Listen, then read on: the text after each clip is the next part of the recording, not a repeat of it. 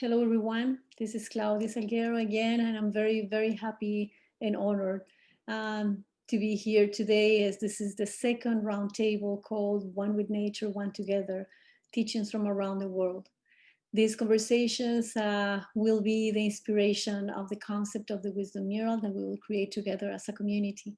I wanted to say that this is just a little glimpse of the thousands of cultures from around the world in which you can find at the core of their beliefs that Mother Nature is a sacred provider and we need to take care of it. We need to make sure we have a better world for generations to come. Thank you all for being here. We're gonna start with Grandmother's Francine prayer presentation and blessings. She is a grandmother from unceded Algonquin territory who is blessing the creation of the mural and giving us permission to put it up on a wall here in this city in Ottawa. Thank you, Grandmother Francine prayer. It is a pleasure to have you here, and the mic is yours.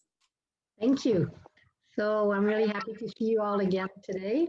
Aki sungide kwen the nukas, mikinig nigudam, Ottawa and Dayan, Mami Wiyandao, Chikukum Anishnabe kwe, Pijashi Mami Wiyaki. In my spiritual life, I'm a water walker. I'm a moon dancer. I'm the grandmother of the sun dance on this territory, and I'm the grandmother of the moon dance. I'm a sacred pipe carrier, and I'm a drum keeper, among other things that I do. I've been facilitating Women's Circle for 22 years. In my professional life, I'm a naturopath, a nutritionist, and a herbalist. And I come from a long line of medicine women. I've been teaching my culture in the school system and university for more than 14 years. I would like to recognize all who walked this land before me, my ancestors, the Algonquin people. I am talking to you today from unceded and unsurrendered Algonquin territory. I would like to acknowledge Sky Woman, Kijig, the mother of all people from Turtle Island. I would like to acknowledge the beating heart of Mother Earth, our grandmother moon, Nokomis. I would like to acknowledge our mother, Akikwe, who gives us everything that we need to survive without asking anything in return, even though we rape her day after day. She is the mother showing us what unconditional love is, our Mother Earth. I would like to acknowledge our sister, the water, Nibi, the veins of our mother. I would also like to acknowledge grandfather's son, Kizis, who brings us the day and the vision through the fire, Ishkode. I am also acknowledging the wind, Nudin, the stone people, also known as the Library of Mother Earth. We need to acknowledge the four-legged, the winged ones, the swimmers, the crawlers, the standing one, the trees, the lungs of Mother Earth, the four seasons, the spirits of all four directions, and of course the two-leggeds of the four races, the red race, the black race, the yellow race, and the red race, and the white race. The planet is running out of water. 2 billion people throughout the world today don't have access to safe water. They're drinking unsafe water. Half of the First Nation people of this country that you call Canada have no access to clean water today in 2021. I could say much more about the water, but today I would like to talk to you about something else. Something that is very important to First Nation, and that is relationship. Relationship is really what kept my people alive. It's really what kept my people healthy, emotionally, physically, spiritually, and mentally. Relationship with our ancestors and relationship with the land. Just like we will create a relationship with the Wisdom Mural, right?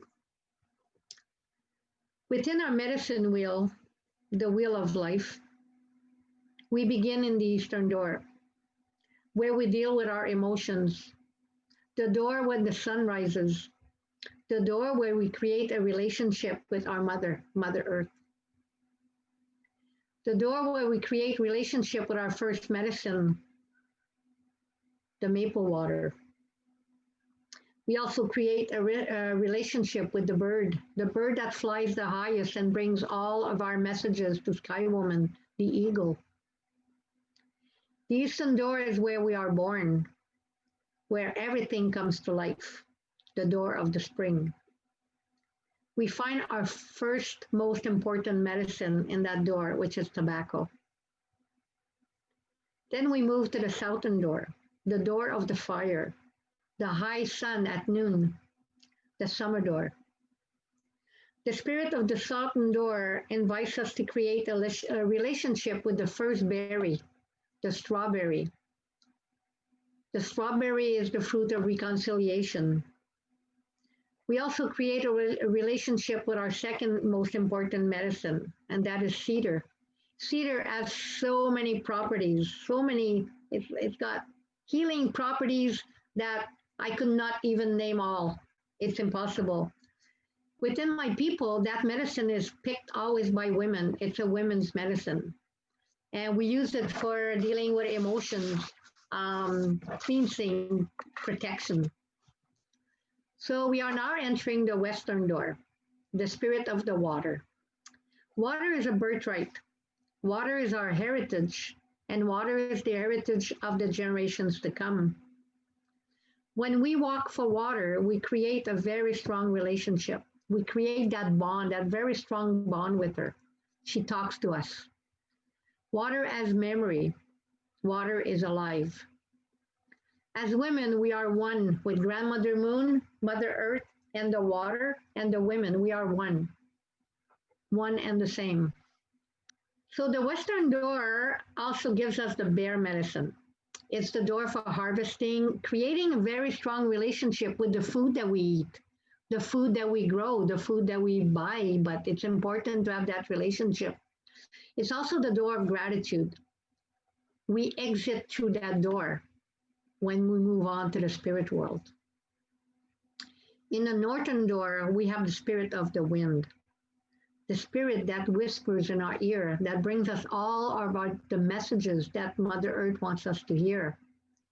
It's also that, when you establish a relationship with the wind, it teaches you how to listen. It teaches you how to observe, just like the turtle. It is the door of wisdom, where we learn about life through our experiences. It is the last door of our first life cycle. Then we start all over again. We go back to that eastern door and we learn some more and we create more relationship. It is time for all of us to pick up our bundles, to value our knowledge and to value our knowledge keepers. It is time to create relationship. I invite you to do so if you haven't started creating relationship, but I'm sure that all of us here today know all about relationship. It is time to be grateful, to have gratitude. I always say this thing, gratitude changes attitude, and more you say thank you, and more you feel good about yourself. I myself continue to advocate for clean water, as water is a fundamental right. I will be leaving for the next water walk in August. I will be walking from Mattawa, Ontario to Matane, Quebec. It's a 5 weeks walk. Anishnabe sacredcircle.org. That's the website for the water walk, and throughout the walk, you can follow us through there. We have a map, and you can see us every day, every step of the way that we walk. So I still have a few minutes, so I wanted to show you something. Well, maybe I'm going to talk about the 4 aspects of our health. Since I talked to you about relationship keeps us healthy. The eastern door, we talk about the emotional door, and that's where we learn about laughter, tears, forgiveness. The southern door is our physical door, and that's where we learn about eating well, exercising, resting. That western door is where everything is so important, to nurture our relationship. And that's where we would do our smudging for us, First Nation. I'm sure everybody else has their own ways of doing that connection. And it's also that door of gratitude for sure. Now, The North is for mental health. Because if we take care of our emotions, our physical being, and our spiritual, then it's much easier to enter into that, to have a healthy mental state. And we do that by beating, singing, drumming. We do that by working with our medicine and learning more about our medicine and teaching about our medicine. And of course, for us, we also do that, healing of the mental state through fasting and sweat lodge and other ceremonies. The medicine wheel is the wheel of life. It has 4 stages: the newborn and the children, the teen and the youth, the mothers and the adults, and the grandmothers and the elders. I want to show you oops, something that's behind my drum because this is not a teaching that's out there much, and I like to talk about that. And this only takes like a minute or two. So this is the back of my drum. We often look at the drum, but the back of the drum is very important. So if I see that here is the eastern door, so of course the western door will be right in front. So we are born here in that eastern door, and then we become parent here in that western door. So you see that umbilical cord that joins the babies and the mothers. But then when you come here and you have the southern door where you have the youth, and here when you have the grandparents in that northern door, you see that other cord that joins, the south and the north. That's when we give, because in our tradition, the education of our youth is given to the grandparents. But then there's something in the middle very important, that big knot that holds everything together. And those are the aunties and the uncles. And they are such an important part of the community. And often we forget about them. We forget about those aunties and those uncles. And they're the one keeping everything together. And for us in our communities, that is what is lacking, because many times, school ends at, grade 6, there are no high school and all the youth leaves. And the young ones, they don't have that support. They don't have the big brothers and the big sisters and the auntie. So I just wanted to share that with you, this very short teaching, showing us how everything is held together and how it is important, those connections with the babies and the mothers and the youth and the grandparents. The young boys will go with the grandfathers and the young girls will go with the grandmothers and further the teaching and learn more about, the things that they need to learn about. And it's all there, behind our drum. And we lack of talking about this often. So I just wanted to share that with you today. Thank you very much for having listened to me. And thank you for being here. Thank you. Yeah, my name is Ruth Kadlutsiak. I'm an Inuk from Eastern Arctic. Yeah, I'm a translator. I've been translating from English to my language for I just realized that I've been translating for about 40 years. I used to work in government positions and whatnot, but because of my extreme knowledge of language, I guess I'm often requested to do translations, so I figured that's my calling. So I do translations. I work for a newspaper up north every week. I work for a company in Winnipeg, and I'm sought after a lot. I'd work 7 days a week if I could, but as I get older, I don't have the energy anymore, so I've slowed down a lot. I used to work for Ottawa Inuit Children's Center as I used to look after all the presenters that present to schools, to school boards, and to agencies. Seeing the Light Conference, which is we present Inuit culture, language, traditions to non-Inuit at Seeing the Light for the students. It's for the students in all the schools. We get requests for the whole year to do presentations. That's how popular it is. And we teach about our language, culture, and traditions. And I'm one of the presenters for both, I get requested personally to give presentations to the schools. One private school in particular asked me to present a couple times a year, and I'll be doing one after the quarantine is over, or what do you call it? Lockdown. So I'll be doing a presentation about birthing practices. And I'll be doing a recording with what is now Inuit, which was Ottawa Inuit Children's Center, on also birthing, I think, and Inuit Kawimayatuqangit, which is Inuit knowledge of our traditions, our culture, our culture, our language, which I'll be presenting to you today. This is usually about an hour and a half presentation, but I'm going to cut it down a lot since we only have 15 minutes to talk. So I guess you can start the slideshow. Claudia? Yes, I'm working on it. Here it is. Can people hear me properly? Okay. Yes, we can.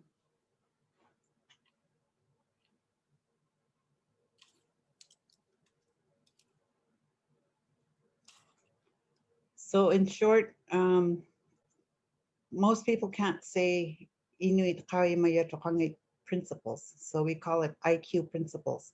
It's traditional knowledge that before it never used to be written. It was all from memory, and we practiced it in our everyday lives. So it was only until Nunavut got their own government that they decided to write down the principles. There's a lot more principles that we use, but not all of them are written.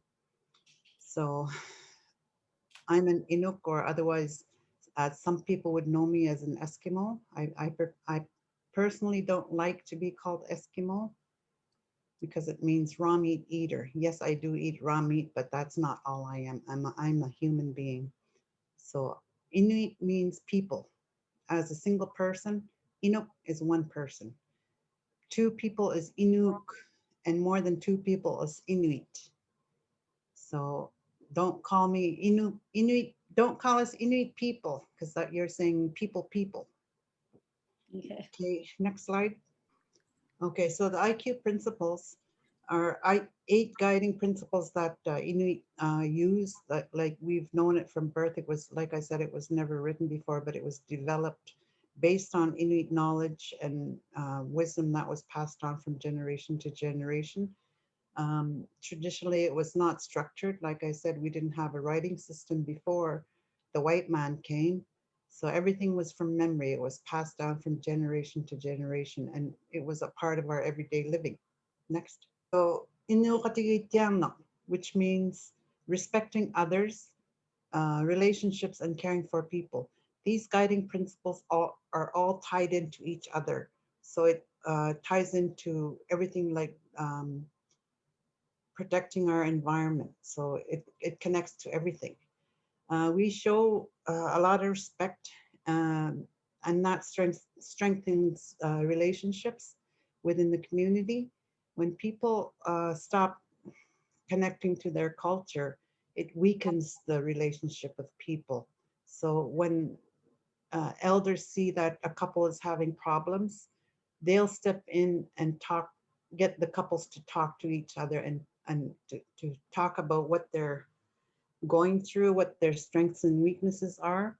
A lot of times, elders will um, find your strength and work with it uh, to make it work in the community. When I lived in Igloolik up north, um, I guess my grandparents kind of designated me to be like, when people die or when people are sick, that I'm the one that goes to inform people. I thought it was a huge responsibility, but because I've been through it so much that they recognize that I have a strength that I can be there for people, to comfort, to talk to people about anything and about death. So that was the job that I was assigned to when I was younger. I was quite young when that happened. But as I got older, I learned to accept it. At first, I was very scared, but the elders recognized I had that strength, so they used it. Strong communities provide a safe environment that fosters support, caring, and respect. We're taught to respect from birth. We're taught that everything in the world deserves respect. We respect the land, we respect the water, we respect our people, everything. Everybody deserves respect no matter how old or how young they are. Everyone deserves to be supported and cared for and respected. It can also be extended to respect of one's surroundings, including the environment. Next. Tunganangnak. That means to foster good spirits by being kind, welcoming, and inclusive. When you go up north, you'll notice the first thing you'll notice is how kind and welcoming everybody is. When there's community meetings, the whole community is invited to the meeting. It includes everybody, and everybody gets a chance to speak. The one big difference of our meetings, though, is that it's always about coming to a consensus. There's very little arguing in meetings. Like when they have the parliament here, it drives me nuts trying to listen to it because everybody's arguing and oh, it drives me nuts. People talking on top of each other. We're a very calm people, and it's always about consensus. Positive relationships can be developed when people have open communication. Um, no matter how young the person is, if it's a child, you listen. You're always taught to listen, because also we're also taught to be quiet because we live in a hunting society. We live off the land because up north everything is super expensive, and so when our families go out hunting, you have to be super quiet in order for the animal to come to you. And so we're taught to be quiet and to listen and communicate when we have to, when it's not so important, like trivial things. It's better to just talk to a person by yourself or whatever. Um, Positive relationships foster understanding because we have to understand even from a child's point of view. Like my grandchildren have taught me so much about life. Like I don't know everything. My grandchildren still teach me to appreciate life and to appreciate the outdoors. Whenever it snows here in Ottawa, my grandchildren are the first ones out the door because they're so used to the snow and they love it. It's like being home. Um, we try to build consensus all the time and accept all viewpoints. So there's, like I said, there's very little conflict when we have meetings. It's all about building consensus. Next. Piyitsumnuk. That is to serve and provide for family and or community. Right now during the pandemic, it's even more visible that you're serving and providing for the community. All the regional Inuit associations have done so much for the communities up north. They provide funding for people to go out hunting on the land or fishing and provide to the whole community. And that's a great thing about communities. Everybody shares what they get. When we go out hunting, the animal is used, the whole animal is used. Like we don't throw away anything, usually just the guts and stuff, but sometimes we do use the guts for making rope or whatever, and thread, really strong thread that makes waterproof boots, because winter clothing up there is generally made from animals' fur and hides, skins. That's the warmest for up north. White factory made winter clothing is not suitable for up north. It gets really, really cold. When I went up to Igloolik in February last year, getting off the plane, it was minus 51. So it gets brutally cold. So also by eating our country foods, the food is pure because our environment is pure. There's no, they're starting to get pollution in the whales and stuff from the water, but the land animals are not as bad as the water animals. We're getting mercury in our waters and stuff like that, contaminants. So the food is changing. It's some of it's becoming dangerous. So we have to always respect our land. When we go out camping on the land, we clean up after um, when we're leaving. And while we're in camp, we always keep it clean because there's wild animals everywhere, especially the polar bear, which is a huge animal that could kill people. So we try to keep our camp clean all the time so that wild animals don't come to you.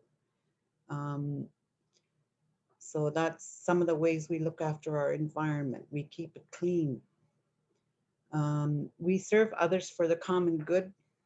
Um, we elect our leaders. We have a legislative assembly made mostly of Inuit in the different communities, and we choose our leaders. Um, every member of the community can contribute in their own way, and each contribution is valued. Like I said, no matter how young or old the person is, their contribution is valued. We have to be selfless and serving. So recognizing that your viewpoint is not the only one to consider. There's the whole community to consider. Next. Decision making through discussion and consensus. Like I said before, you need to have consensus of community before you make a decision. Um, every person's voice is included when you're talking about anything, any decision making that has to be done. You get the consensus of the community, and that way nobody feels left out, and everybody's voice is heard. There are often shared goals which require collaborative efforts to reach. For example, conflict resolution is assigned to community members. I was on restorative justice committee before, where when a young person has to go to court, they hand them over to the community restorative justice, and the elders deal with it. They decide what punishment they're going to get, whether it's going to a cultural community and learning more about our culture and skills that we get. Uh, and all of that is done, like we learn from birth about our skills and our knowledge. We learn by watching, observing. Nothing, not a lot is taught by our elders. We have to watch what they do in order to learn. They'll give us a hand, but most of the learning is taught just by observing. Next. Pilimmaksangnak, piyarilsannak. It's development of skills through observation, mentoring, practice, and effort. Like I said, when we're born, we're taught to observe. That's the way we learn all our skills from. Our elders or our parents or our aunts and uncles help mentor us, and we practice. Like we'll make a lot of mistakes, but we don't get teased or whatever. We don't get teased or made fun of or whatever by trying. We're always encouraged to try. And when we keep practicing, we learn these skills, and we pass them down to further generations, because Nunavut is a very harsh climate, and we have to teach our generations how to survive. We in the summertime, we have 24-hour daylight from about May until September. The sun never goes down. So the kids don't want to go to sleep because they say that it's not dark yet, it's not time to sleep. Well, the sun's not going to go down until September. So we have to find ways to get them adapted to the 24-hour daylight. Um, we have a very short summer, so hunters go hunting for water, for ocean animals. That is going to um, be there for them for the rest of the winter. Because like I said, the groceries up there are so expensive. Um, and yeah, first we observe and then hands-on learning when we're older. When I was younger, my dad used to make toys for us. Let me just get something to show you. These are called Inuit. They're little wooden dolls. Dolls were made from driftwood, and it was our job to make clothing for them. So that was a part of learning, a part of preparing to become an adult. Can you Um, come closer to the camera, Ruth? Closer to the camera? oh, Let's see. sorry. Can you see that? Yes, thank you. Thank you. So, and then we're taught how to make little clothing, miniature clothing. Mhm. These are sealskin kamiks, they're boots. Everything is the top part and the bottom part is all sealskin. And we also make them from caribou skins because those are the warmest for our harsh environment. We have to survive on the land. So in the beginning, we're taught to make little toys like that because to prepare to become an adult, you're going to have to learn how to make them for adults and for children. So it's always about, everything is about learning to become an adult. These skills also empower people to lead their lives in a productive and successful manner. Um, I asked my mom many times to teach me how to sew traditionally, and she would always tell me, you have to watch and learn. So I would give up. But in school, there were teachers there that taught us how to sew and skins and clean skins and whatnot. Um, I'm not very skilled at it, but I do know the basics. But everything that we learn, it's passed down from generation to generation. And we pride ourselves in finishing a task. I personally do a lot of knitting and crocheting. I make my own hats and stuff. And so I pride myself in being able to finish a task.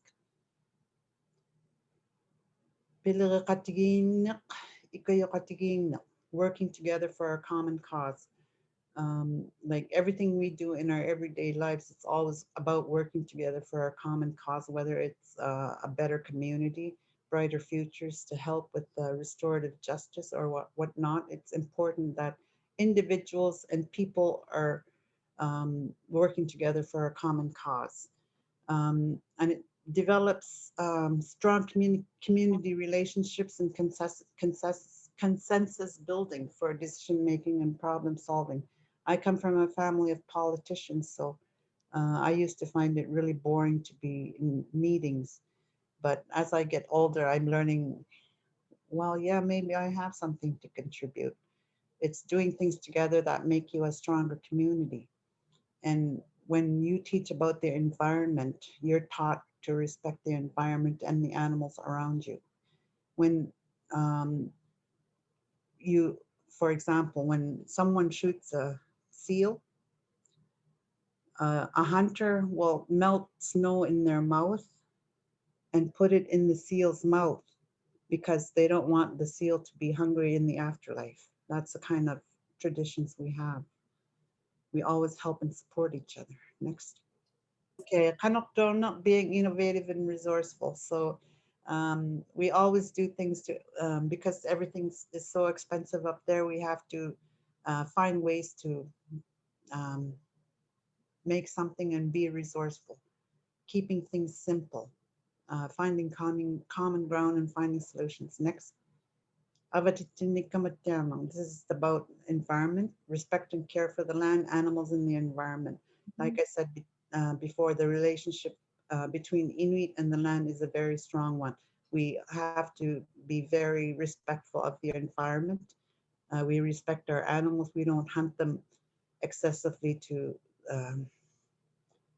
make them extinct. It was the whalers and stuff that made a lot of the extinctions, and it wasn't our fault. It was other companies that wanted our animals for their fat and fuel and whatnot. Um, we've always hunted and lived on the land for generations, and protection of the environment is essential for our way of life. Because, like I said, if because everything is so expensive, we still live off the land. I still get country food from up north. I'm getting caribou meat next week because that's my food. It keeps me warm. It keeps me connected to my community. Okay, like I said, the animals that we hunt provides for everything. Here's the list of the things that is used for seal and caribou. So nothing is wasted.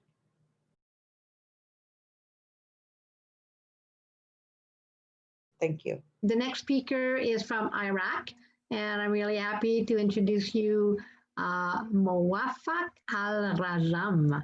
Hello, everyone. My name is Mowafak Alrasam.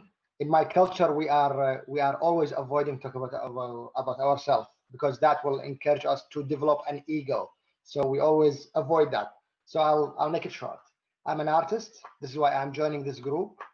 I am a painter, a sculptor, and teaching art. And so painting, I do all kinds of painting, but like I'm specialized in surrealism and classic. And sculpting, I sculpt mostly because of Ottawa. I sculpt ice, so I do ice carving, and I do many projects for City of Ottawa with snow carving. And also now I'm trying a new medium. I am doing my art on human body tattoo. So I'm doing tattoos now. So that's why I'm here. I'm an artist that I think I can contribute to this mural with my skills and with my knowledge. I am here and I am so proud to talk about Mesopotamia, the very ancient civilization that most of people think Egypt is the ancient Egypt is was the pyramid, that's the most ancient civilization, but actually Mesopotamia is the one that's before that. Mesopotamia this is an old name, and you'll see how it is connected to nature. It is the civilization that's based between two rivers. That's the meaning of the word Mesopotamia, which is the land between two rivers. And it is a land that's been in the Middle East, in where we call Iraq now. There is two main rivers, Euphrates and Tigris, and it is based on that area. It is a civilization based on worshiping nature. So there's no gods that have a human figure. It's always nature. So it is the sun, the moon, the air, heaven, and the land, and of course water. Water is the main thing in Mesopotamian civilization. We believe that the first thing was in the universe was water, because water is actually the reason that everything is alive. That's why water is a very important thing. Then become heavens, and then the sun, the god of the sun that they worship for a long time. Yeah, so the first god or the first creator of the universe was water. And that's why we respect water, because we realize that water is the meaning of the first reason that make everything alive. You see, desert there's nothing is alive there. If there is some kind of life, there's a reason. There's water under the ground that causing that life. Yes. Or you see Mesopotamia, the green land. which is based on those two rivers. And then the green, you see here also, it shows that when they build a city, it has to be surrounded by water. So around the fences of the city, it has to be water, and that water go through the city with small rivers they create, so they can create life. So it's based on agriculture. That was the most important point of moving human beings from hunting to agriculture. It started with Mesopotamia. And so the next picture, Claudia. Yeah, you see here how people take from the main river, small rivers, and then from those small rivers, they make their own river that run through the house from side to side to create a farm. And you see how they surround it. There's another picture, the next one, I think. Yes. Now, believe it or not, because the all pictures that the first pictures I showed, they were about 7,000 years ago. So about 5,000 BC. This picture that you see now, this one is now in Iraq. Now the marshes area, which is the area that have the water like a flood, but all the time in a flood like that. So people actually build their houses on not grass, it's a bamboo sticks. They lay them on the ground, they put clay, they put another layer of bamboo sticks, they put another layer of clay, then they create their house. And all those houses are built from bamboo sticks. And okay, so they are also using, sorry to say that, but the cow poop, they use it as like a cement to join. So they are using nature. The nature is in their core. It's in their blood, and they worship it, they respect it, and they love it. It is the only way that they are alive. Next one, number 5. Yeah, here is also, you see how the city and all those temples and the palaces in the center of the city, and then it is surrounded by a small river. That river is not a main river, but it is, they work hard to take to carve the land to create small rivers, so they can have palm trees and have trees around the city, because they like trees, they like to have water around them, and they like nature. The next one, please.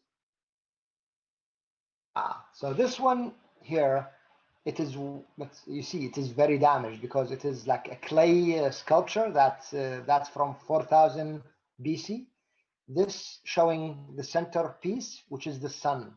It is the god of the sun. And the god of the sun, if you see that there's the light coming out as like the shape of a triangle, then the shape of a rectangle, that's actually the waves of the water. So the sun and the water on the ground, that create life, because it creates nature and trees and make all creatures are alive, human beings and animals too. Next one, please. And here you see, like, there is the king is taking teachings from the temple chief, like the priest, let's say, but they are surrounded by sun, moon, and the land, the circle that have that, which is also basically, it is showing, I want to show this point, that they really connected to nature. Number 8, please. And that symbol that you see is also the sun in the center, lights on the 4 sides, and then the water, the wave of the water.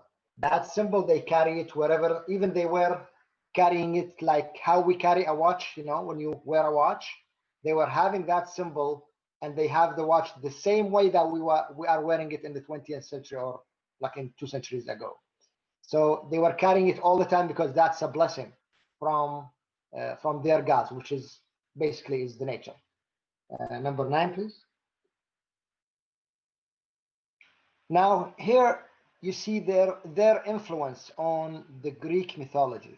on the right side, which is the clay, or that's the, yeah, it is a clay, no, actually it is metal sculpture, and it is showing the heavens god Ano, and he's carrying on top of his head a circle, which is the sun, and that is the creator of all other gods, which is then the moon and the wind, and even the war god. And so that god influenced all the civilizations after.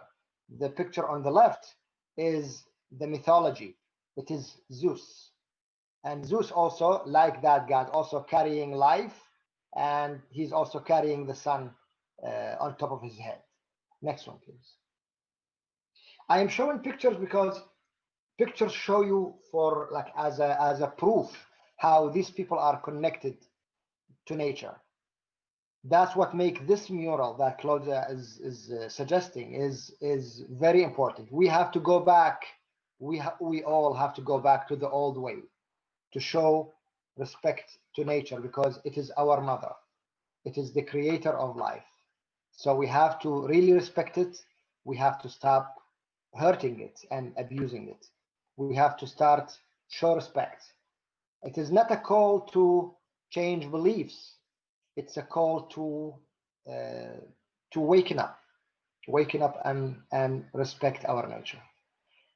Here is also the god, like the kings. Those are like 4 kings, and they are actually 3. And the one in the center is the god of heavens. He's taken also the sun on top, the light and the water behind him, and he's teaching them that love life, love animals, love water, the fish also. That it's showing all the elements that he's telling them, you are blessed with all these blessings.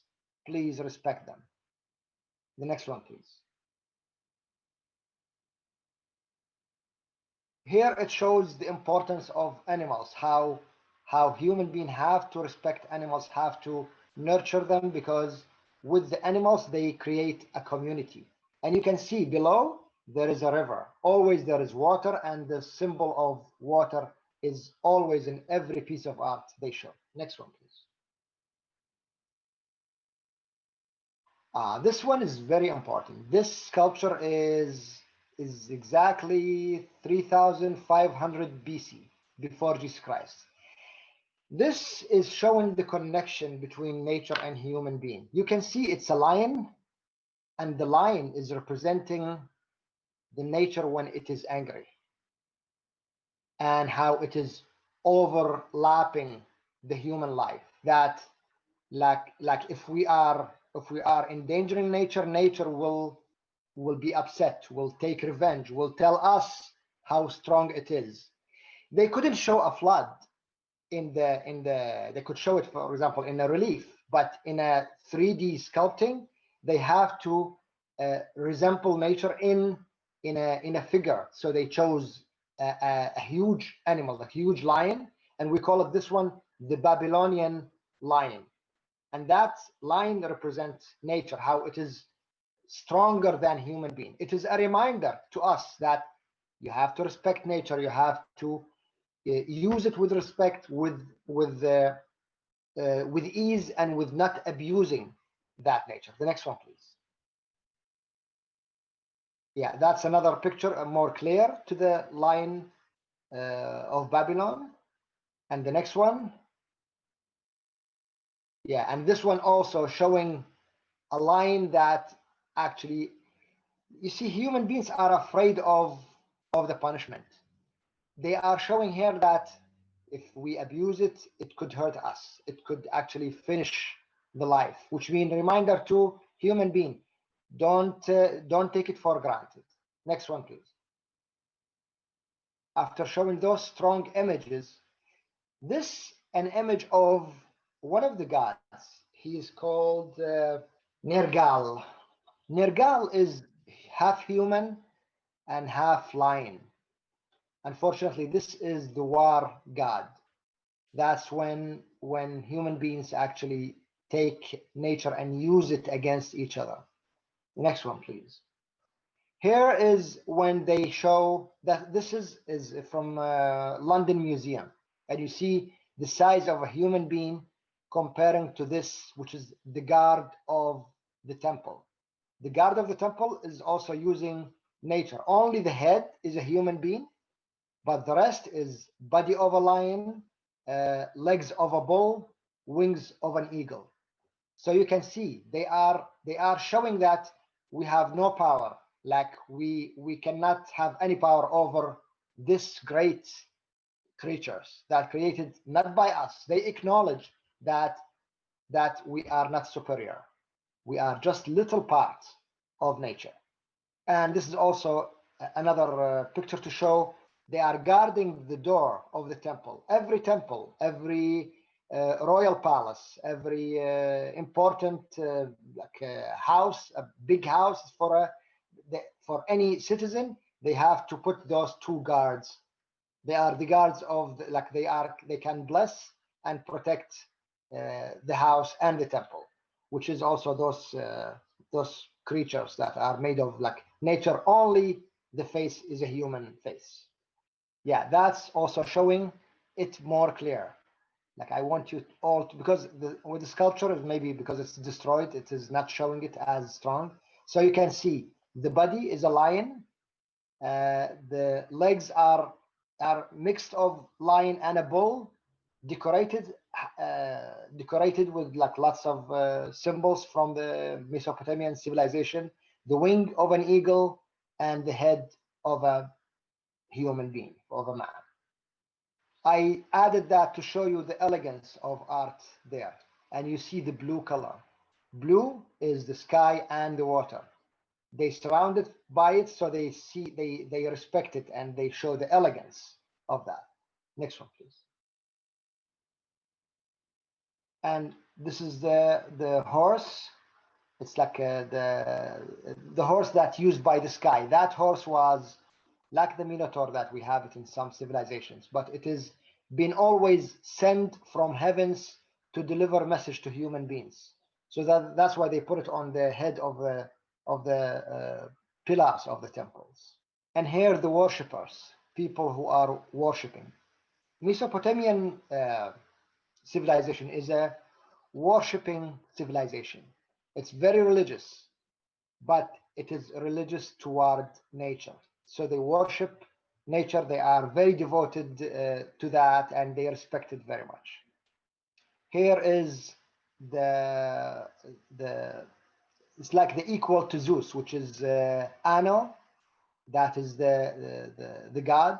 The god is sitting, and the king, as big as the king, he is standing and giving his regards to the god, and he's receiving the law from it. This is famous sculpture. It's in the Louvre now, and it is very tall. It's about 11 feet from this black stone, and it is showing the first law in the human history, that this king is receiving law. Believe it or not, in that writing below, because the writing is really going for about 7 feet.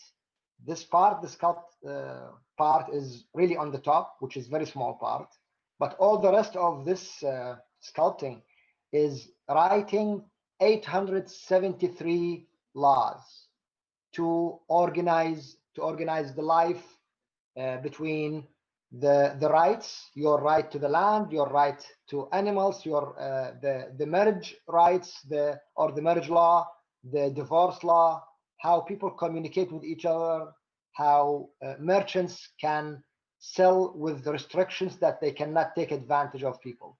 That king was receiving all those laws from the King of Heaven. So this is the first law. And believe it or not, you remember something called an eye for an eye? This came from that law. It is that old. And there's many that came from this one, but this is the most one that actually stayed until now. We are using it because it is very basic, and it is very right, as you can see. And this is organizing the marriage day.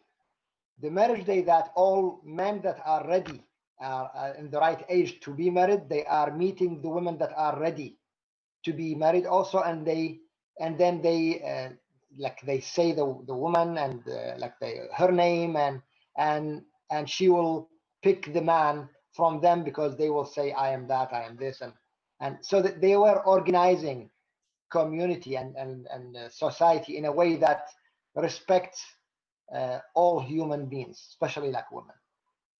All I'm saying about Mesopotamia, that it is a civilization that based on nature, respect it and worship it. They make it gods. They make it like they worship the sun, the moon, the water, and the land. And this one is one of the greatest buildings ever built. And because it is the greatest one, it's never been finished. That's why it's been destroyed after like a few years of building it. It's become like the destruction started, actually, because it's become falling apart. It is called the Babylon Tower. And I know that all of us heard about it. Lots of people compare any building, like any huge building, they say, oh, it's like Babylon Tower, because it has been huge. And this is a depiction of modern artists, like I think from the 1800s, about how it is, because it has been described in the Old Testaments. The next one also showing, I think, another picture of, yeah, that's another picture of Babylon Tower, and it's also surrounded by the river. Next one, please. So that tower show, which is this another city that's showing the river going around the city. But that tower, the Babylon Tower, show that they wanted to connect to heaven, to the sky. They wanted to talk to gods and go as far as they can to the sky to communicate and learn the right way to live this life. So that's what the tower was showing, and this is also another show, another picture that show Mesopotamia. So they came up with the river surrounding the city. So definitely they came up with the idea of bridge. They came up with those ideas of bridges, and I will we have to be realistic. They came up with the idea of floating bridges, which means they make the bridge float. They lay down trees and they connect them with ropes, with another kinds of clays, and they connect land to the other side, to the other bank. Next one, please. I hope I'm not taking too long. Here is also another temple. That temple, I guess some of you will connect that to the Aztec temples. And you see Aztec temples are in South America. And this is in Mesopotamia. And in that time, they weren't connected. There is theories that says that those two civilizations were connected by some mean of communication. Nobody knows what is that. This is called the Zagora. Zagora is the temple that have few flats, and every flat it make you closer to heaven. And this is a temple to worship gods. Of course, the god Ano, which is the heavens god. Yeah, this one conclude my presentation. It show how beautiful those buildings and those structures, and how they are looking at the other side, which is have the Babylon Tower in the blue side and close to the sky, because it is like it's surrounded by the clouds and a fog, but you see how elegant that civilization. I am making a point here that this civilization, by its respect to nature, to Mother Nature, it gain respect. It gain it gained like a power. We can be powerful if we respect our sources and our Mother Nature, and we can be happier in this life if we show respect to this nature. And you can see all our miseries now that we are having the results from it now. It's because we did abuse nature. So it's a call for us to wake to wake up and love it. Just love it a little bit. Thank you so much. Thank you. Thank you so much. Wow, that was awesome. Thank you. I'm really happy to introduce our next speaker, which is Richard Whitelocke from Jamaica.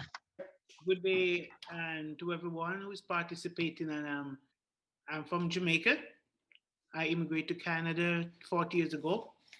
And I am very, very happy to be in a land they call Canada, a very prosperous land. And I try to take advantage of all this prosperity that is allowed to me. My name is Richard Whitelocke, and I was born in Westmoreland, Jamaica. And I'm fortunate to be here and sharing the wealth of this country. I am working as a PSW at a nursing home, extended care, for 35 years. I am also a great artist, which I'll develop and learn a little more since I came to Canada 35 years ago. I'm a very good horticulturist. I plant my vegetable and everything in the summer. With my garden, I enjoy the beauty because I do it just not for myself and my family, but just to make people smile by passing, sharing the flowers and always giving away. So I always believe in giving away my stuff, and the more you give, it's the more you prosper. I believe in that. Jamaica was not really discovered by Christopher Columbus, because when Christopher Columbus came to Jamaica, he met two nationality, the Arawak of Jamaica and the Caribs. And they were two fighting tribes. They hate each other, but they discover the strength of each other over the years. The Arawak Indians were the native of Jamaica. They were the first people to live in Jamaica. And so when Christopher Columbus came, he saw these people, he met these people and befriended these people. And after he befriended them and learned their language, he started to abuse them. And that's the great Christopher Columbus. He steal their gold, he steal their culture, and he abused them. And then he enslaved them into plantation, which is sugarcane. But they were pretty weak. They could not do the good job that other people would do after a couple of hundreds of years. So after Christopher Columbus came, the Arawak Indians and the Carib, they died out because they abused. Then after that, during that slavery episode, they decided that the sugarcane plantation was going so good. As you can see, the sugarcane plantation, those are black slaves though. Those maybe was the first set of black slaves that came to Jamaica, because the last slaves that came to Jamaica those were my ancestors. So when the slave masters start to produce sugarcane and banana and allspice, and they learn about the land, so they start to plant what do you call cultivation. And what happened? They were so prosperous. So the first set of slaves that came to Jamaica after the prosperity start, and the slave masters start to get their slave and their workers, they start to get the Chinese. The Chinese was the first set of slave came to Jamaica. So they succumbed to yellow fever. So after the slave master see those people died out, they're figuring what they should do next. So they get some Indian slave. And the Indian slave were the same thing. They were weak. They couldn't stand the sun and the 14 hours, 17 hours cutting sugarcane. and they died out. And they died out through cholera. That was a disease that they succumbed to. Then they decided they're going to go to Africa and get some black slave because they said they might be very strong. They get a couple bunch of black slave, which is including Nigeria, Ivory Coast, Ghana, New Guinea, Cameroon. So all those slaves come from different countries, but they are captured and they are harbored into one location where when the ship came and the masters of the ship come to trade or to pay, they can get all the slave at one time in chains and go back and go to what they call the Middle Passage. We are very strong in the culture before and after Christopher Columbus. So the strongest slave, all those slaves, the black slave, first bunch, they died out also, but they run away to the mountains, and they with family, and they actually survived. The last set of slaves that came to Jamaica, they were called the Coromantes and the Ashanti. They were from Ghana. Those slaves are my foreparents. So they were strong, they were intelligent, they were like a undercover slave because they was seen that they were working so hard and they were so strong and everything was so prosperous. So they decided that they're gonna kill their masters and overtake them and do everything to their advantage. So what happened for a couple of years, they would plan because they never want anybody else to learn their language. Their language was very, very different. And if you watch people from Ghana today, they have the same behavior. And Jamaican, if you watch Jamaican behavior and people from Ghana, the slave people, our slave foreparents, which is the Ashanti and the Coromantee, they were the strongest tribe in Ghana. They behave the same way. If you come in and they're talking in their language, they will just cut out and change into another language. So when the slave master was in the field, in the sugarcane field, and they would be talking to each other, and the slave master would want to know what they're talking about, they would never let them know what they're talking about. So what they referred to, the slave master would end up, if they asked them, what were you talking about? And they decided not to, the slave master would be suspicious. They were talking maybe to how to kill them or to attack them, which was true, because over the years they did that and they decided to attack the redcoats. They were the rulers in Jamaica at the time. So the redcoats was British redcoats. And so when they decided to attack, they did attack them and they actually succeed. And that's what they call the emancipation. The emancipation was the defeat of the redcoats, the slave master, and then the Coromantee and the Ashanti, they become strong and they take over. They were very smart because some of the slaves were runaway, and they would run away in a parish they call St. Anne. St. Anne is considered the most beautiful parish in Jamaica. It's also the parish of marijuana. They have the most marijuana in that parish. But they have also three very interesting locations. They call the Green Grotto Cave. And the Green Grotto Cave starts from the land or from the sea, and it goes up into a flatter area, but it was a very sophisticated cave that nobody could pioneer or try to go through. So a whole bunch of slaves actually went there, hiding from their slave master, and they could not find them. So even if they find them, they would go right on the other side and they go through the sea, because the sea, you can come from the sea to the cave or from the land to the cave. That was what we call Green Grotto Cave. The Middle Passage was also part of the slavery. The Middle Passage was taking the slave from Africa straight to the West Indies, particularly Jamaica, and they would sell all all those slaves, and then they would set out to the Maritimes, which is Canada, where the codfish is, and they could get lots of things, fish, and so to put them back on the Middle Passage right across the Atlantic back to Africa. But before they could complete their journey from Africa to the West Indies, and especially Jamaica, they would trade some of the slave for rum.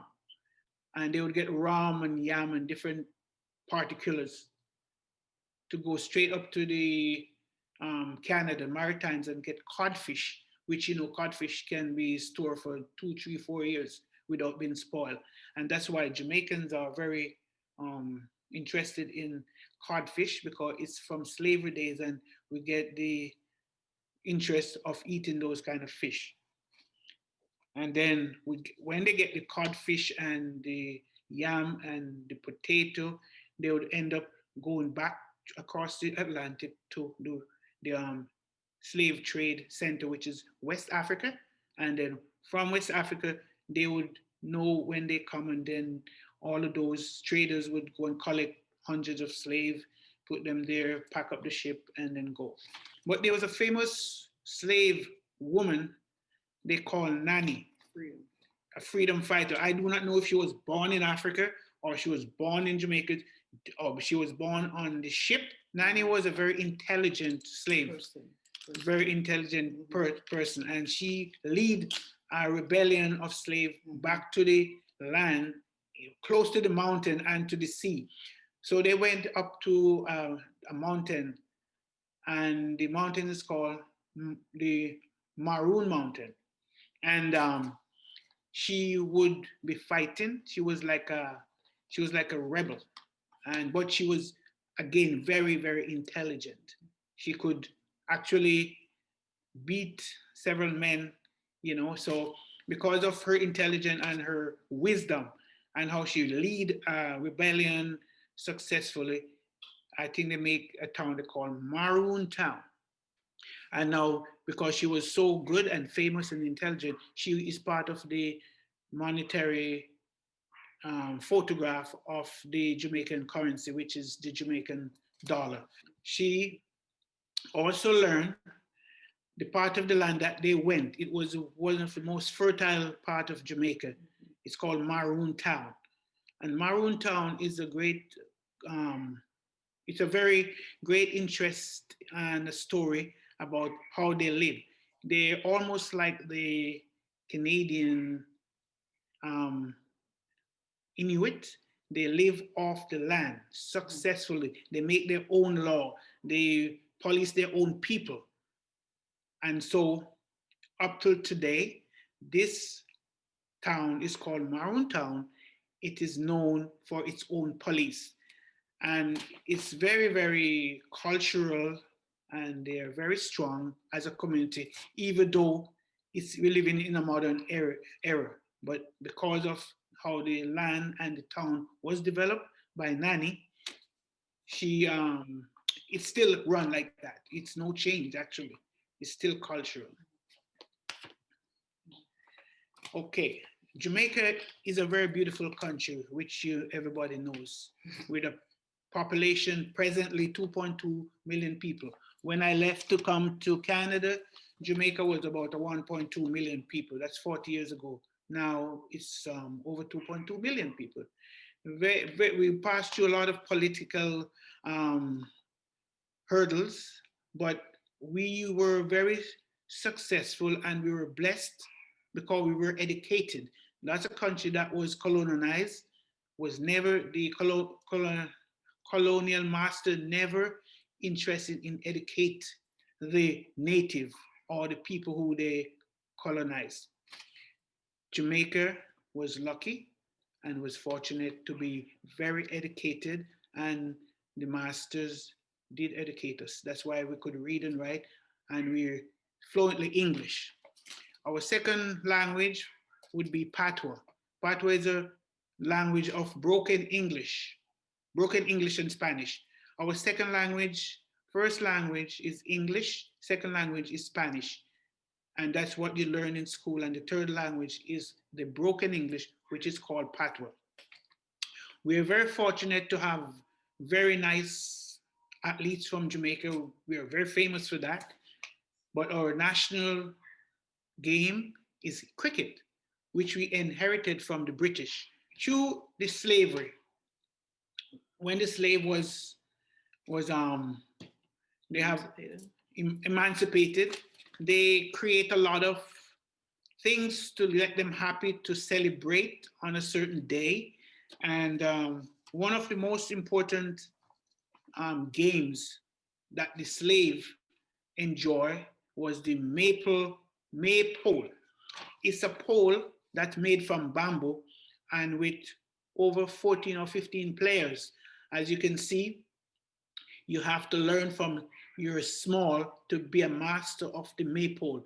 You go around for maybe an hour and you have to let this design become perfect. It's a tradition that passed down to kids or to younger people, and they keep it in the culture. The pole is made of cloth, and it's also made of bamboo. So natural bamboo, you know how tall bamboo is. So when cloth was not introduced yet in Jamaica, of course, they're going to use something they call a whisk. Whisk is grown from a tree which is taller than a bamboo tree, and it hangs from the top and comes down. So just imagine how tall that whisk is. So they will color the whisk, and then when they color the whisk, then it would be all different, 15 different color. And they would use different fruit to color the whisk. So they would use sorrel, which is our #1 drink at Christmas, for red, and they would use maybe pear or lime for green, and they would use different color, and they would use the fruit to do that. They also have, they were also blessed with a couple of fruits that the slave master introduced because they were going from Pacific Ocean to the southern Pacific Ocean, which include Australia and Samoa. And we had 3 very important fruit that the slave masters took with them from those islands, and they planted in Jamaica to become very, very successful. It's like a wild fruit now, but it's not wild. It's like it grew. It was so successful. The breadfruit was derived from Tahiti, which Tahiti is about 10,000 miles away from Jamaica. But the slave master came and they bring the breadfruit tree and bring it in Jamaica, and that's one of the #1 fruit in Jamaica. You have the ackee, which is also from Tahiti, and it's also a very important fruit. The ackee is our national dish in Jamaica, and you cook ackee with codfish, which is from Maritimes, Canada. I really enjoy this. I said I was shy, but I tried my best, and I hope you enjoy my story. Thank you so much. Thank you so much. So I'm going to present the next presenter, Rongo Wetere from New Zealand. Inga manuhiri o te ao, tēnā rā koutou katoa. Te whai o tēnei rohe, te kāinga tūturu o Algonquin, kia ora tātou katoa. Te wahine tō o te tongo taku ihoa, Claudia, kia kaha, kia maia, kia manawanui. Ko Rongo Wetere our home or New Zealand. E noho ana ki Ottawa, kia ora mai koutou katoa. Now, a very simple translation of all of that goes like this. To the elders representing the world, greetings to you all. The mother of these magnificent lands, the home of the Algonquin peoples, greetings to you. And to the warrior woman of the wisdom mural, Claudia, be strong, be resourceful, and be successful. And I'm Rongo Wetere from New Zealand. I guess to follow on from what other people have been saying, as a as an introduction of where I come from. I come from a long line of leaders in New Zealand. And I've led our tribe of about 40,000 people in New Zealand for a number of years, and choose to spend time in Ottawa with my wife, Marcia. My background is one, first of all, as a farmer. I left school with no educational quals, but you know, I've heard stories about injustice from all of the speakers tonight, and I relate to that. And so I was determined to try and address some of those issues and spent time focused on education. And I was probably responsible for developing the first Indigenous university, likely in the world. And it's interesting, you know, this is going back 25 years. We had an open door philosophy, which is what we're talking about, wisdom, sharing and trying to improve the options for everybody. We did a calculation at one stage at the university, and we went from the smallest Indigenous institution in New Zealand, and over the course of 20 years, we became the largest institution. And I had 110 different ethnicities from all around the world. So I can relate to all of you people that are talking about your historical situations, what happened in Iraq, what happened in India, what happened in China. Because we had students from all over the world. And I love Jamaica as well. And, you know, listening to Ruth from the far north, we relate very much, I relate very much to what Ruth has been saying, because she represents the North Pole, and I come from the South Pole. And when I was up in Churchill many years ago, I walked into a museum up there, and I was blown away because I saw a photograph of an Inuit woman with a moko on the chin. And I thought, holy hell, we must be related, because that's what we have in New Zealand. And when I met with the people in Bella Coola, they said to me, you know, you people come from Bella Coola. We lost a ship many, many years ago that went out into the Pacific and never came back. And so I come from a voyaging society. We got almost to the South Pole on an island that was uninhabited and didn't have all of the crocodiles and snakes and things like that. It was too far away, too isolated to have things that are quite fearsome. And so we in New Zealand have an idyllic place. There's no animals that are going to eat you. And if you look at New Zealand at the present moment, we've got far more animals than people. 50 million sheep and only 5 million people. We become the breadbasket of the world, and in sharing a culture and hopefully peace. And many years ago, we earned the wrath of America because we refused to allow nuclear ships into our ports. And so what did America do? They decided not to trade with us and to do away with the trade barriers. But look, let's not go there. I want to try and keep to the wisdom part of the culture in terms of how we viewed the formation of the earth and some of the things that we have created to focus on the issues of life. There's our land of New Zealand, green and pure.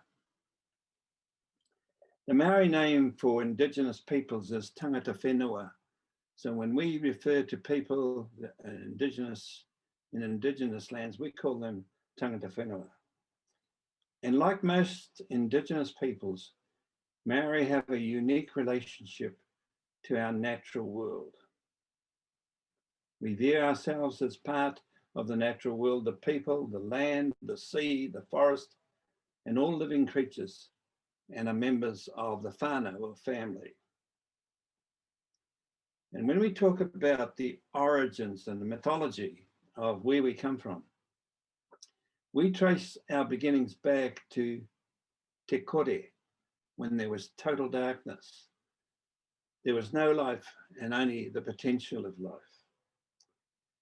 And Papatuanuka, the Earth Mother, and Ranginui, the Sky Father, were joined together, shutting out all life. This is the mythology that we as Maori have had.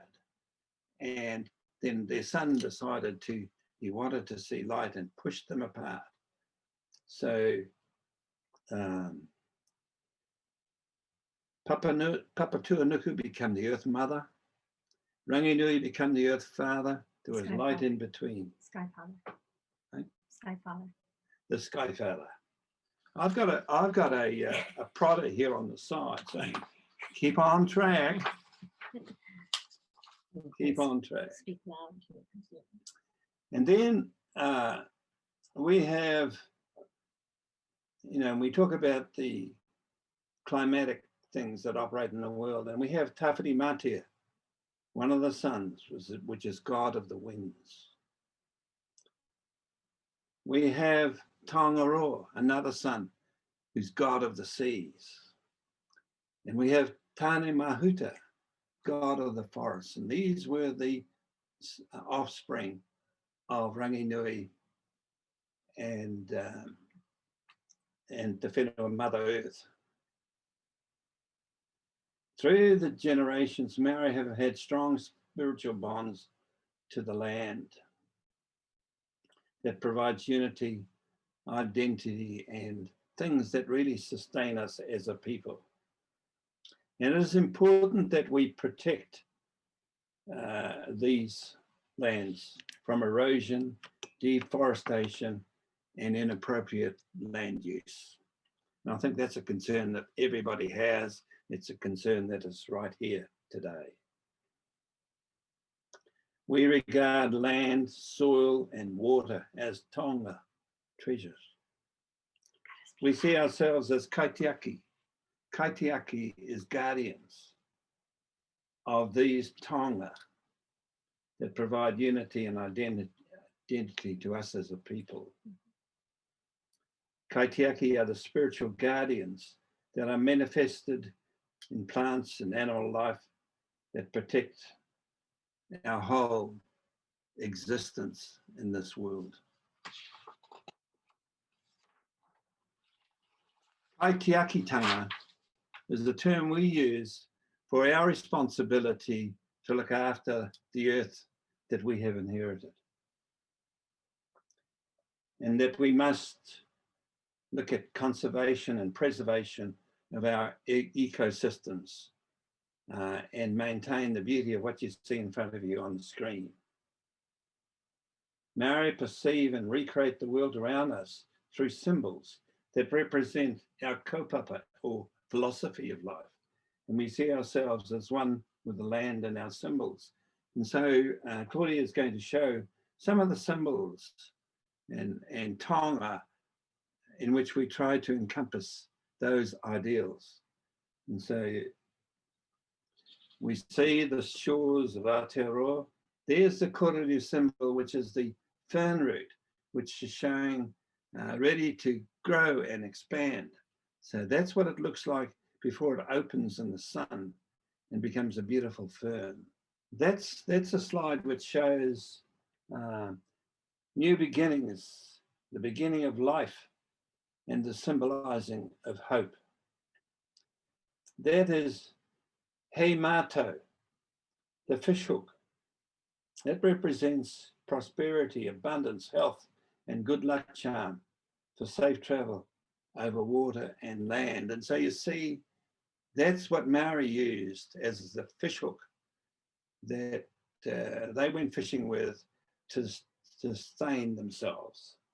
That's the Hei Tiki, the good luck and fertility options of creating life, symbolizes fertility and serves as a homage to our many ancestors. And it's often that you would see Maori wearing that symbol around their neck, and we call it the heitiki, and it's a tonga that everybody values. Pikoru is the symbol of union between two peoples and represents the eternal entanglement through love and strong hands of friendship that we share with others. So that's a symbol to show how we can come together as people of the world and bear the wisdom. That becomes the circle of life, representing the never-ending circle of where there is no ending point. And so we're really all joined together as a people. And we all have a common ancestry, a common need, a common responsibility. Hopefully, we can do that with a deal of wisdom. The twists of eternity.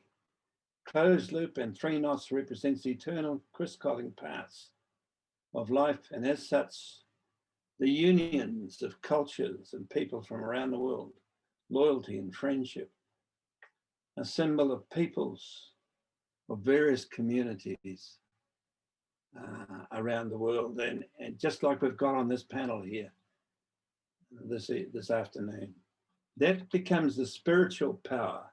A mythical being with a bird's head, a human body, and a fishtail indicates spiritual power. And you know, I wear one of these things here.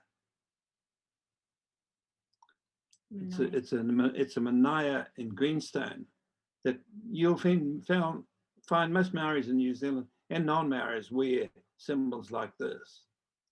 That's the adze, which symbolizes strength, presented in the form of an axe head, and it is traditionally carved in stone or bone, and it's an heirloom representing honor, tradition, and determination to exist. Is representative of the whales and the sea life, sharks, friendships and strengths. And the amazing thing about it is, you know, those whales, they come from the South Pole down where we live and come right up to the North Pole. And it's equally amazing that the Canadian geese who go to Dow's Lake in Ottawa, when they come to land, I stand in amazement and watch them before they take off and fly to our place in New Zealand. That's 17,000 k's away. They don't need a 747 to make that journey of 17,000 k's. That's the amazing creation of what we have today. That's the greenstone, which you find in BC in abundance. Huge rocks. It's not so plentiful in New Zealand, but we find it in the rivers and the streams. It's sacred. And it's sacred. It's what we regard and make all of those tonga of greenstone in New Zealand. That's a carved meeting house, which I was responsible for creating back in New Zealand. We have houses like that that can sleep 100 people on ceremonial occasions. When somebody gets married, someone dies, or when there's a big meeting, they sleep in that house. It has all the conveniences of toilets, kitchens, and what have you, to host people, visitors. And that's on the east coast of New Zealand. And it took, west coast, sorry. And that took about 3 years to carve that house. It's all carved inside like the outside. And that's your family. And that's our family home. Can I ask Rongo about the poles on the sides? Are there like guardians or gods or? Yes, the poles on the side represent Tangaroa, god of the sea, and Tane Mahuta, god of the forest. So these gods are reflected there as as I outlaid in our concept and mythology of the world. And that marae faces the ocean. And that marae looks straight out over the west coast of New Zealand with a big expanse of ocean looking right up the coast. And inside the carving is of your genealogy. And there's another house, the very first house that I did, which is built on school grounds in the town in which I lived, trying to give people the understanding of what culture is, and particularly what Maori culture is. There was strong opposition in that particular town to having anything to do with Maori culture. And in fact, the college that on which that marae is built, incorporating the history of Maoridom, many of the European parents decided to send their kids off to schools 20 miles away rather than participate with that being on the school grounds. And so, when we talk about wisdom and understanding, it's important that relationships, that we understand each other and that we can come together and see the world as belonging to all of us. Nō reira, raurangatirama, kia ora mai koutou katoa, kauri. I'm finished. I must say that I've really enjoyed listening to the historical accounts. I was really interested in the Chinese representative and the Indian representative. And, I have a quote here from Mahatma Gandhi. Strength does not come from physical capacity. It comes from an indomitable will.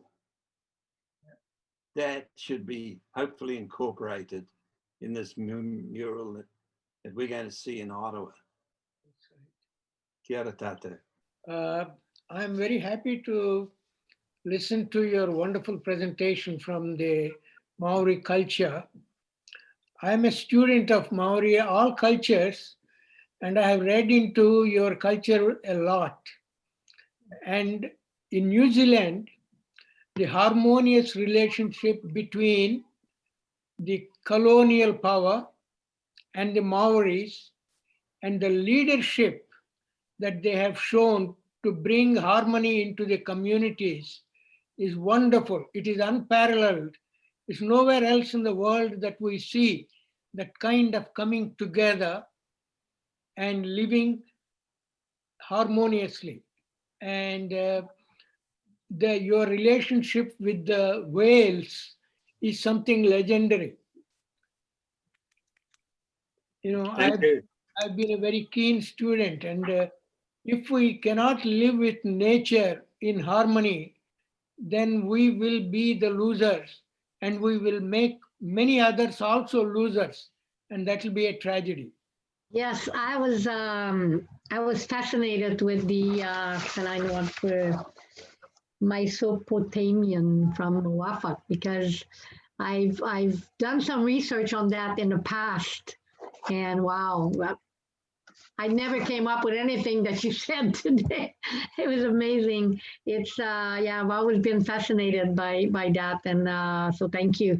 I think that everything that we've learned in the last 2 weeks, all the sharing and all the from all the communities, it's so rich, right? It's so rich, and it feeds our soul, and it feeds our in my presentation, I didn't want to talk anything political or anything, I could have really gone there, but I'm glad, that I heard, about the slavery, and I think it's important, to hear all the things and all the similarities, that's what really touches me. It's all the similarity. Rongo, when you started your presentation on your first slide and I saw all the fern, first thing that came to mind, I said, oh, they have fiddlehead then. And then you showed that first picture, I said, oh, my fiddlehead. And, and then you showed that sign, and then you said, it's the union of two people. And that's what the Métis people always say on their flag, And I could name more, but I think it's all the similarity that all of the people around the globe share. And to hear all this, in two presentation, it's so rich and so it's wonderful. It's really wonderful. So thank you all for having shared a little piece of your origin and your culture, and so that we can make all this, one and be one. So thank you. I just wanted to say that. Thank you. Thank you. Add that it was just, as I said at the beginning, just a little glimpse of all that we could learn from each other, like talking about around the world, right? It's just, and I know there's people who's gonna ask, and what about the Mayans? What about the Incas? What about in Colombia? We share about the Amazon, but we have a rich indigenous culture too. So I think that will happen everywhere, and people will gonna ask me, why just them? Right? So it would be important if you're being asked, it's just because it's so difficult to choose, right? It's just the time is limited, the space is limited, but it's just to show how from all these different corners of the globe, the North Pole, the South Pole, around the equator and all the continents, we are so needed to reconnect with Mother Nature, and to as Mowafak said, we need to go back to nature, Mother Nature, and realizing that we are getting lost, right? If we are not lost already. So I think we have so much to do for generations to come. And so if you want to share this, if somebody asks you, say, well, we're just one of so many. If we can keep sharing this knowledge, we are gonna get all to the same point. We need to reconnect. We all love and need nature, and we've shown this forever, right? This is the beginning of times. But we are so much into the cell phones and technology and the quick understanding and the quick and very superficial way of living life that we forgot about all this. So we need to remind everyone that we can go back easily to this. Just go out in the forest, walk, listen. When we were talking about the wind, how the wind teaches to listen, to be with ourselves, to go back to ourselves, and that immediately bring us back to nature, right? It's as simple as that, but we are lost in this speed of life that we have these days. So well, I could talk forever about how thankful I am. As I said, I study geography and history throughout the world, and I learn now as an adult how interesting it was. But when it's coming from us, like all the speakers that I've listened to, I never enjoy or appreciate the story coming straight from them, like in modern time. It's very unique and it's very beautiful. So each one of you, when I heard you, I really, really loved what you were saying, because that is what you're living, contemporary. And it's not easy, and it's not very easy to get stories like that. I really appreciate that. Thank you. Thank you. Claudia, we are so lucky. It's like we traveled the world in the last 2 weeks and we didn't even leave our home. Exactly. You know what I feel now, that I want to go and learn more. And I would love to call you one by one and sit down and talk forever and keep asking questions. Claire, you wanted to say something? Yeah, so I've been just sort of patiently listening to everything people have been saying for the last 2 weeks, and it's been really inspiring. My grandmother is Haudenosaunee Mohawk from Six Nations, and they have a teaching that many people have heard. It's gone past Six Nations, but it's the 7 generations, and it's been simplified down to everything I do will affect the next 7 generations. But the full teaching, if I can simplify it, is everything that I have today has been impacted by my great grandparents 7 generations before me, and everything I do now will impact, my great grandchildren 7 generations in the future. And it's everything from the environment, which I think is one of the most important aspects of this teaching, but it's also our relations. So my relations to you will impact my family 7 generations in the future.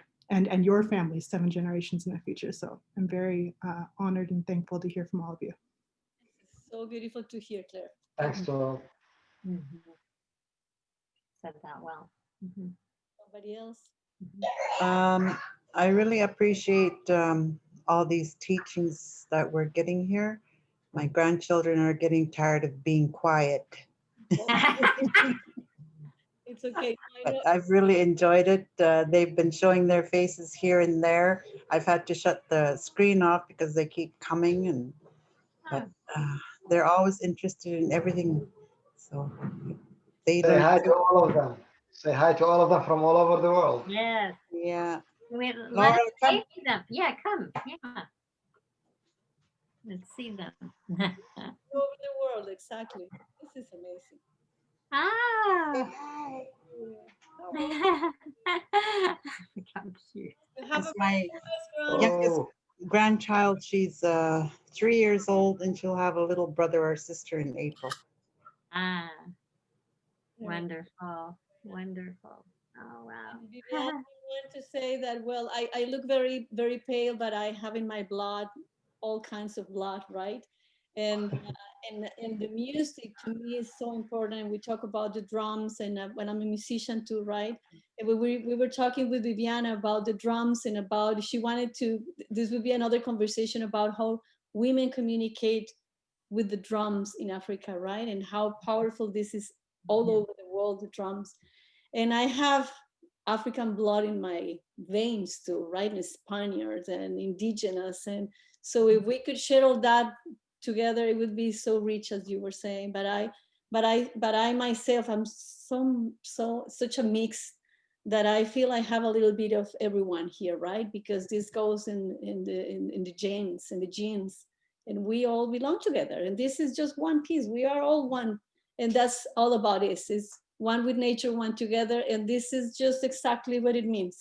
It's just been wonderful, these 2 meetings, and I'm so full of new knowledge, and I just really appreciate what everybody shared, and Claudia, what you and your colleagues are going to do, and thanks for inviting my husband to come into that, and yes, Ruth, I just want to say that when Rongo arrived here, it was your people that said to him, "We are family. We are guardians of the North, and you are guardian of the South Pole."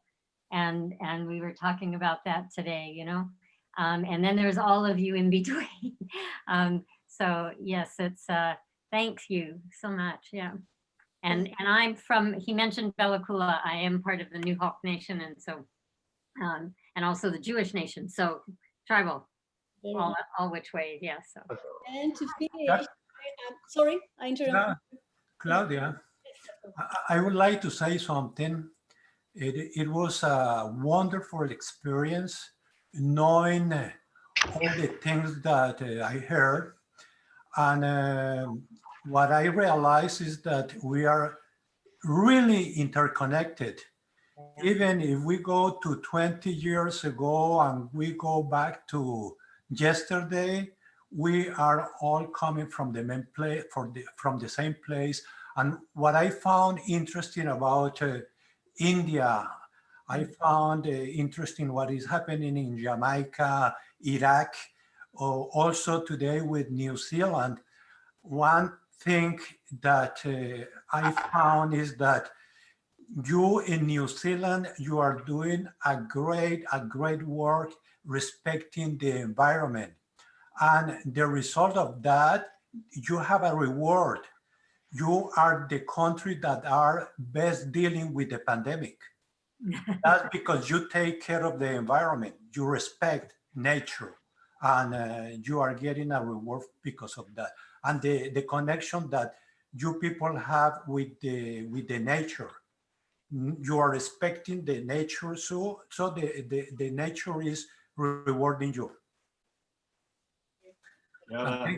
Thank you, Claudia, for inviting me to this meaningful experience. It has been great, and I am sure that the final product is going to be something that we are going to feel proud of. Thank you. Thank you. Have a good night, everyone. Thanks to all. I love you all. Take Yeah, care. yes, Thank you very much. Be safe. Be safe. yes. Be safe.